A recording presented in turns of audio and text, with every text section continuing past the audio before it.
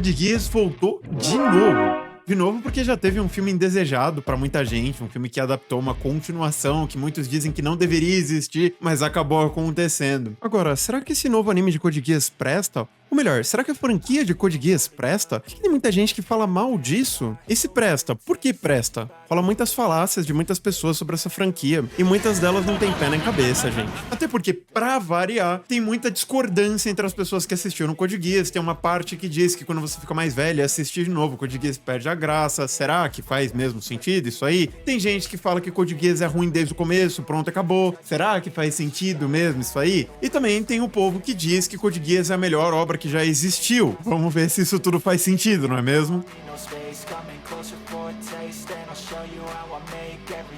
Code Geass, ao menos para brasileiros, foi um dos animes mais populares que a gente teve na última década, que inclusive acabou furando a bolha. Pessoas que tinham uma certa resistência com animes que tinham mecha, que tinham robozão japonês, acabaram perdendo essa resistência, acabaram perdendo o preconceito por darem uma chance para Code Geass e gostarem muito. A história começa com o nosso querido Lelouch, um adolescente supostamente humilde, mas muito capacitado, muito inteligente, vivendo a vida dele de estudante do ensino médio normalmente. Até que de repente ele se depara num galpão aleatório por algum motivo, com uma galera meio errada, fazendo coisas muito erradas com uma menina de cabelo verde por motivos desconhecidos. Pra variar, essa menina de cabelos verdes não era uma pessoa normal e ela acaba transferindo um poder sobrenatural pro nosso querido protagonista. Isso fez com que o nosso protagonista ganhasse um poder ocular super apelão, que permitia com que ele desse uma ordem pra qualquer pessoa, ordem essa que seria cumprida a todo custo. No entanto, eles não podiam fazer algo conveniente demais. Esse poder ocular tinha uma limitação muito severa. Ele não conseguiria dar mais de uma ordem por pessoa. Se a pessoa já tivesse recebido uma ordem e ela saísse da hipnose, o Lelouch não teria mais a capacidade de dar uma ordem pra essa pessoa. E esse poder que o Lelouch acaba recebendo, meio que do nada, acaba trazendo uma reflexão muito legal ao longo dos episódios. A verdadeira natureza do ser humano só transparece quando o ser humano se sente empoderado, quando ele acha que ele tem o controle do mundo na mão.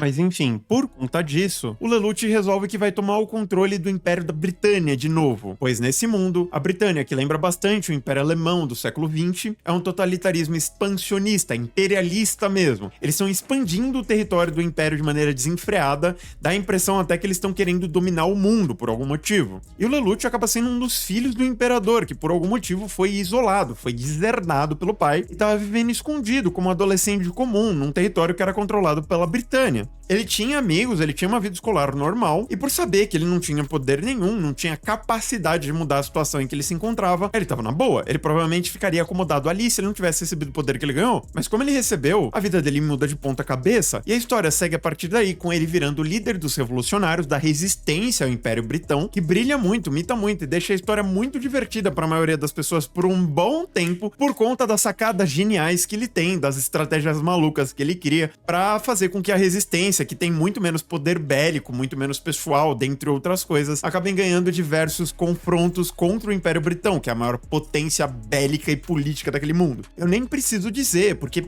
principalmente para jovens, essa história se vendeu tão bem. Você tem um rapaz que teoricamente é ordinário, é um cara comum, que tem a oportunidade de moldar o mundo à sua maneira, por receber um poder muito apelão, e a partir daí ele faz uma revolução. Jovem adora revolução, gente. Vocês acham que o comunismo se vende até hoje por quê? Se vocês pegarem historicamente, na vida real mesmo, as revoluções todas foram feitas por pessoas jovens. Se não fossem lideradas por pessoas jovens, elas eram executadas pelos jovens da época. Jovem tem essa cabeça mesmo. Eu sou jovem ainda. Não tão jovem quanto eu era alguns anos atrás, eu já passei dessa fase de querer fazer revolução, de querer mudar o mundo sozinho, mas eu já tive essa época e eu já pensei dessa forma. Code Geass cativa muitas pessoas por conta disso. E como entretenimento também é muito funcional. Não só por conta dessa identificação que eu falei, principalmente com o público mais jovem, mas também por causa da produção, do visual da Clamp ser sensacional. A arte deles é incrível, como vocês podem ver, pelo carisma do Lelouch, a maneira como ele resolve os próprios problemas, a personalidade dele, os desafios que ele tem para enfrentar, dentre várias outras coisas que marcaram e ainda vão marcar muitas pessoas que se proporem a assistir Code Geass. Sabe, gente? Code Geass, por mais que tenha sido uma ideia brilhante, por mais que tenha sido um anime com muito potencial, não ficou popular à toa. Teve diversos problemas narrativos. Deu a impressão, em mim, em alguns momentos, que eles não tiveram tempo de tela suficiente para desenvolver a história da maneira como o roteirista quis queria inicialmente. Estou especulando, eu não sei se o roteirista queria mesmo fazer algo diferente do que ele realmente entregou, mas fato é que você tem grandes buracos nessa história. Você tem muitos furos de roteiro, você tem várias coisas que não foram explicadas direito, e isso fez com, principalmente do meio pro final, a história deixasse de fazer muito sentido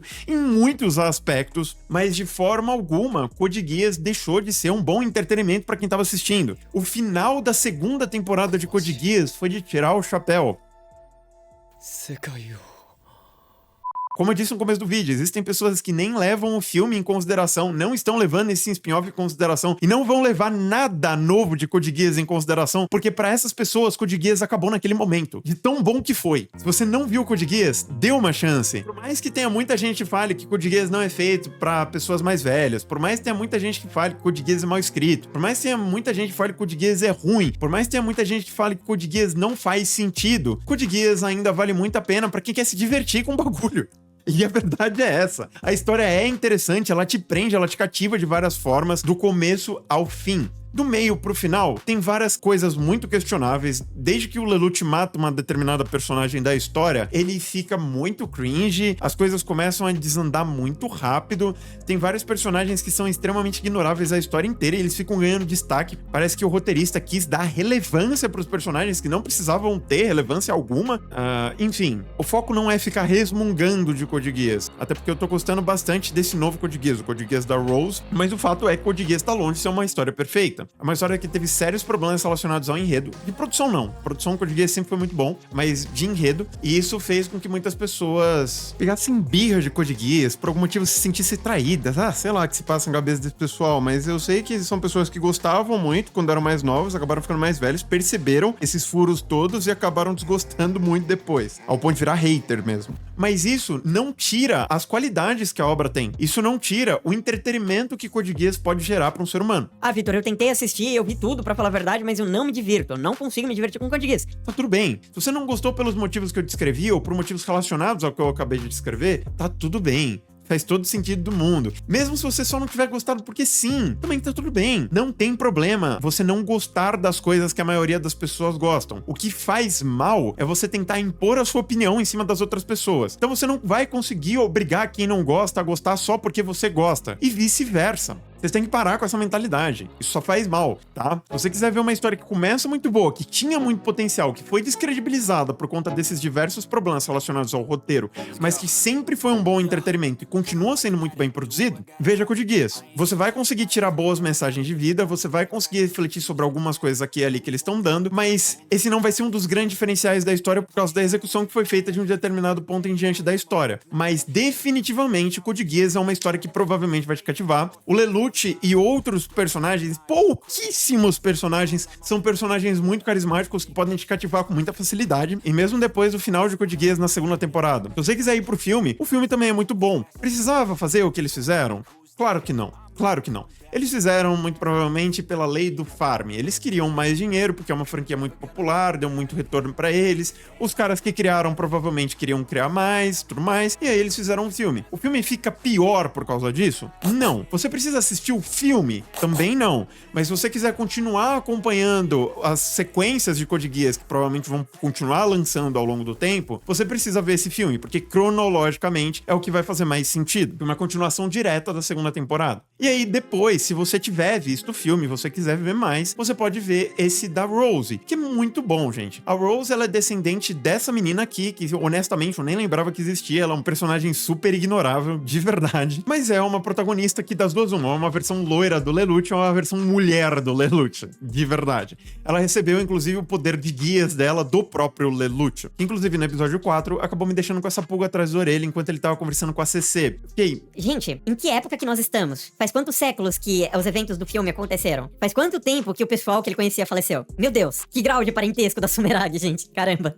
Eu fiquei meio perdido na linha cronológica dos eventos. Mas, por um bom motivo, eles não estão fazendo essa continuação, entre aspas, só para as pessoas que acompanharam Code Geass, que viram Code Geass. Eles estão tentando trazer um público novo para variar. Então você não precisa acompanhar os Code Geass anteriores para entender esse Code Geass novo. O que faz muito sentido, porque Code Geass é muito antigo. O primeiro Code Geass, a primeira temporada, se não me engano, é de 2006 para 2007. Então faz um tempinho razoável que Code Geass já acabou de passar. Mas os eventos estão acontecendo cronologicamente cronologicamente de acordo com o que aconteceu no filme de Code Geass, com o que aconteceu no final da segunda temporada de Code Geass. Então dá pra gente chamar de continuação sim. Por mais que o foco não seja mais no Lelouch ou na CC, tenha outros personagens e tudo mais. Agora, o que me chamou a atenção é que por mais que não seja o mesmo diretor das primeiras temporadas, a direção de Code Geass aparentemente tá melhor nesse do que tava antigamente. A direção já era boa, mas esse diretor tá fazendo um trabalho melhor, na minha opinião. Ao mesmo tempo que a animação de forma geral tá mais fluida. Você tem cenas muito melhores do que você tinha antigamente. Porque é mais fácil fazer anime hoje do que era naquela época. Você tem um avanço tecnológico muito grande, dentre outras coisas que não vale a pena citar. Porque o que vale a pena dizer pra vocês é que tanto a protagonista, quanto o contexto em que a personagem tá vivendo, a maneira como os eventos eles vão acontecendo, a ordem em que os eventos acontecem, o fato do lugar que ela tá vivendo tá sendo controlado por Império Filho da Mãe há muitos anos já, são pontos de identificação que o público acaba tendo. Quem gostou do primeiro Code Geass, muito provavelmente vai acabar gostando desse novo Code Geass também pelos mesmos motivos. E quem desde o começo não gostava de Code Geass ou deixou de gostar de Code Geass pelos motivos que eu citei anteriormente, provavelmente vai acabar desgostando desse novo também. Ah, Vitor, mas eu gosto de waifu, só por ser uma protagonista charmosa, igual essa protagonista aqui, eu já fiquei atiçado pra ver e eu tô gostando bastante. Tudo bem. Você não precisa dar satisfação pros outros do porquê você gosta e do porquê você não gosta das coisas. Se você não gostou do antigo e tá gostando do novo, independentemente do porquê, tá tudo bem, tá tudo bem. Gente, entendam uma coisa. Eu sou contra, e eu me posiciono contra, as pessoas que ficam cagando regra, falando português claro pra vocês. Como se elas fossem o centro do universo, os gostos delas precisam ser os gostos de todo mundo. Quem não concorda com elas é herege, é babaca, é burro, etc. Esse tipo de pessoa é um ser humano que eu nem quero interagir, é um ser humano que eu nem quero ter aqui no canal, pra falar a verdade. Mas as pessoas que sabem respeitar a diversidade, que sabem respeitar a opinião do amiguinho, elas são sempre muito bem-vindas, concordando comigo ou não.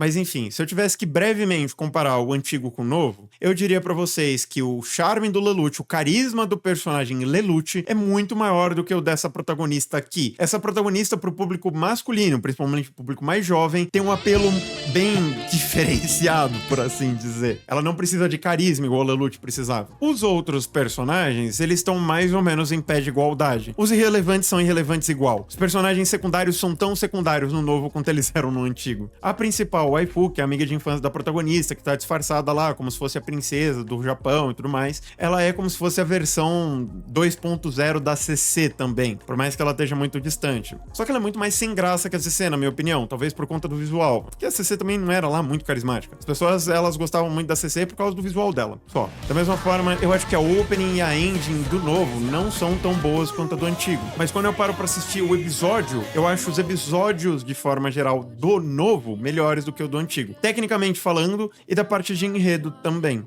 Esse Code Geass novo provavelmente vai ser muito mais nichado do que o antigo. O antigo, ele realmente foi disruptivo de várias formas. Esse novo provavelmente só vai agradar majoritariamente quem já gostava de Code Geass. Mesmo que você, que não assistiu nada de Code Geass, consiga assistir esse novo sem ter visto o antigo.